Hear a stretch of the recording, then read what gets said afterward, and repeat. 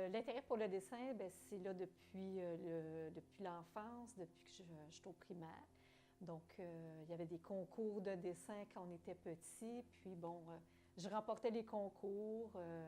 Donc, je voyais que j'avais une grande facilité en dessin déjà dès le jeune âge. Rendu au secondaire, bien naturellement, on prend l'option art plastique. Et là, les professeurs trouvent que c'est beau, les notes sont fortes. Par la suite, les élèves viennent me voir pour se faire corriger ou pour donner des compliments.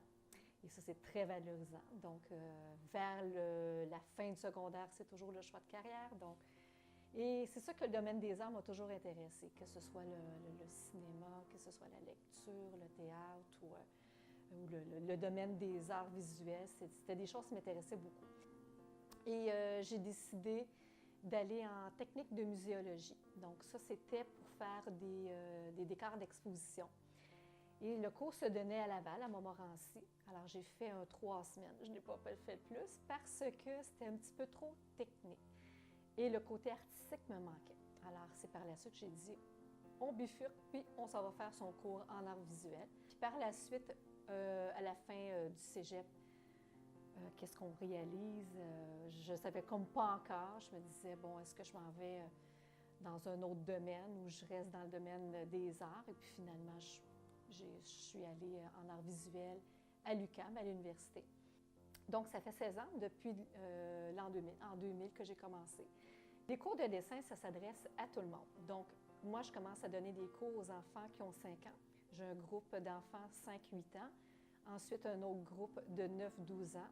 Je peux avoir aussi des groupes d'adolescents et des groupes pour adultes. Donc, une personne téléphone veut suivre des cours, me dit « je ne suis pas bon en dessin, je fais juste des bonhommes à lunettes ». Ça, c'est des discours que j'ai entendus souvent et je leur dis toujours « moi, ça ne me fait pas peur.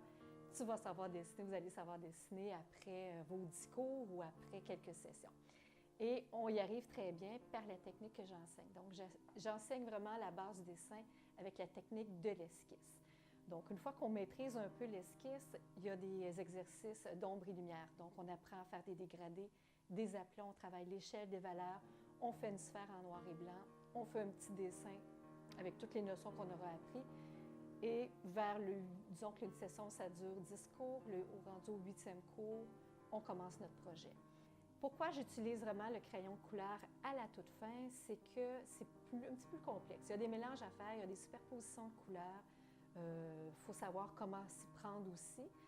C'est un petit peu complexe. Puis, c'est un médium où ça prend beaucoup, beaucoup de patience.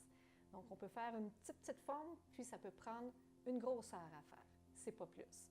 Donc, oui, il y a des superpositions, puis je pense que c'est ce qui fait que on doit peut-être attendre un petit peu pour avoir un peu plus de technique avant d'utiliser ce médium-là. Bien, souvent, les gens vont être, supposons qu'on invite des membres de la famille ou des amis à une exposition, les gens vont dire « Mon Dieu, j'en reviens pas, tu as donc bien du talent. » Et même la personne n'en revient pas elle-même parce que c'est quelque chose que je découvre. Oui, le côté très minutieux, parce que nous, nos dessins, ce pas des dessins, comme je disais tantôt, qui vont se faire en une session. Peut-être pour les débutants, oui, mais les plus avancés, ça peut prendre beaucoup plus de temps. Donc, on travaille beaucoup le dessin qui soit très, très ressemblant, très réaliste. Donc, l'hyper-réalisme, on le travaille. Et c'est ça, les gens sont impressionnés. Ils vont dire, ça ressemble à une photo. C'est pareil comme l'image. Nous, étant donné qu'on travaille beaucoup le portrait, c'est un thème qui m'intéresse depuis très, très longtemps. Alors, ils vont peut-être se reconnaître parce que la personne va avoir dessiné peut-être sa sœur ou son père et va dire « Mon Dieu, mais c'est pareil ».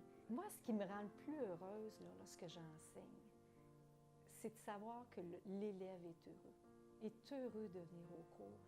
Je sens qu'il vient de découvrir quelque chose qu'il ignorait qu'il avait en lui, qu'il avait peut-être un talent caché. Puis peut-être que ça n'a peut-être pas été... ça dépend, il y a des élèves pour qui ils vont peut-être l'avoir plus facilement, d'autres vont avoir à travailler plus fort. Mais la satisfaction qu'ils ont, quand je lis ça, puis je le vois dans les yeux, je le lis sur leur visage, là, il est content. Mais moi, là, j'ai ma paye, là. C'est la meilleure paye.